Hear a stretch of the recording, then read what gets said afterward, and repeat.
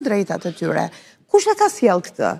E solli periudha para 90-s dhe mbas 90-s se çfarë ndodh? Në psikologji, elementi që qëndron më shumë në tru është e keqja, jo e mira. Dhe ajo transmetohet dhe me ADN të gjithë sfidat apo të gjithë streset e prindërve janë transmetuar ke fëmia dhe ke sjelljet e tyre. Është e pafalshme që ti të thuash 57% mendojnë se bulizimi në shkolla është shumë i zakonshëm. E kupton ku jemi? Kemi normalizuar? Pra, ku kemi normalizuar agresivitetin. Punë e madhe se më shau, çfarë zbëri ndonjë gjë, punë e madhe se më bulizoj, atëherë edhe fëmia që del në një protestë të bukur dhe dëgjon ato fjalët me pull të kuqe, në fakt ne e bullizojmë. Sepse duhet kuptojmë një gjë që nëse do dalim të gjithë dhe do jemi të gjithë pjesë, duhet vendosim një kodi i komunikimit dhe jo i kalimit te i komunikimit, që e di pse bëhet kjo. Për grupe interesa është të ndryshëm që duan të prishin imazhin e mirë të një gjëje që fillon.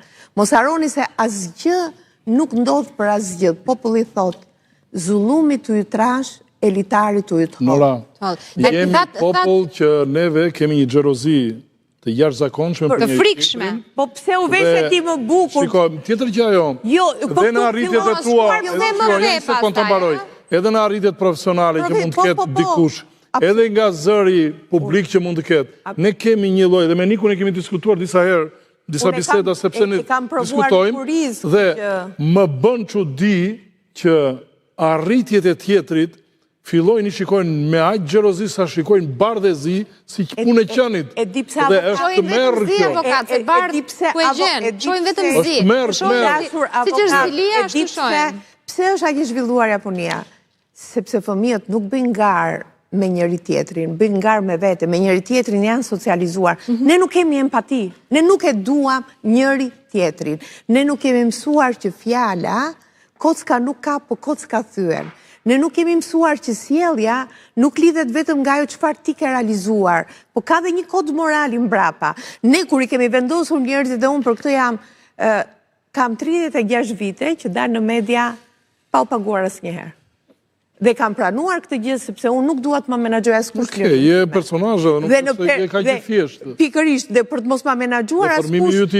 Dhe kur dal, imazhi juaj është shumë në linjë sot me referencat të cilat do të ketë. Dhe kur dal, nuk dal për veten time, se unë kam mbyllur ciklet e mia në 60 vite. Po mendoj që kjo shoqëri ka nevojë për ju, ka nevojë për zhakun, ka nevojë për preçin, ka nevojë për kreshnikun patjetër, ka nevojë për të gjithë informacionin, po pa xhelozi.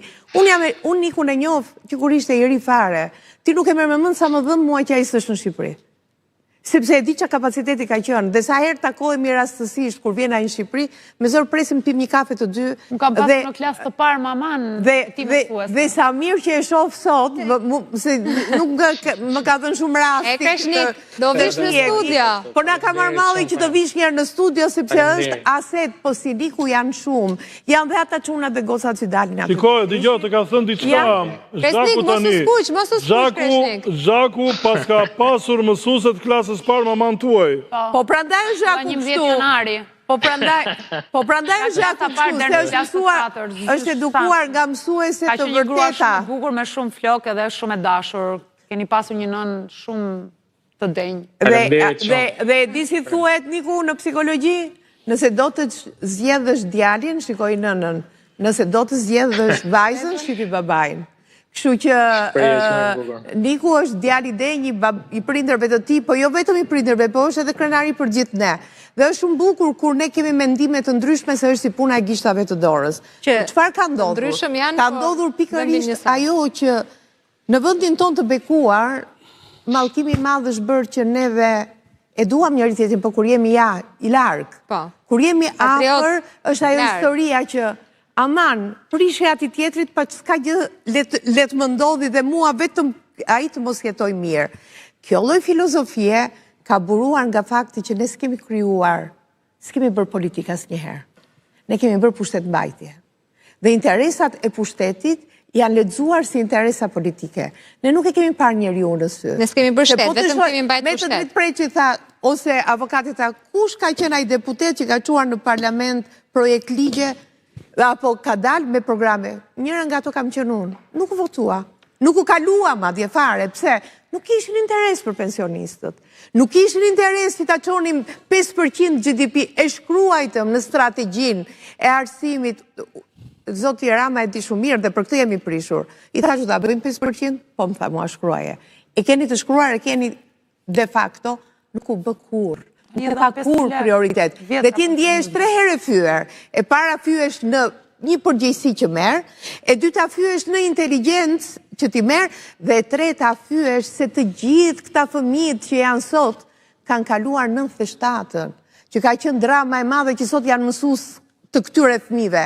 Dhe këta fëmijët e sotme po kalojnë një dramë shumë të madhe. Në 97-ën e kanë mbajtur në krahas repelenës çera kore me duar lart mua. Bravo, dhe në 97-ën kur bëi luftë kjo gruaja këtu, merrte rrugën dhe dilte në mes plumbave dhe shkonte ke RTS-ja për të dhënë emisionet që maturantët të ndiqnin emisionet nga televizioni. Çfarë mund të bësh më shumë në këtë shoqëri? Po puna është vetëm edhe pikat po t'i hedhësh nuk e bën dot oqeanin.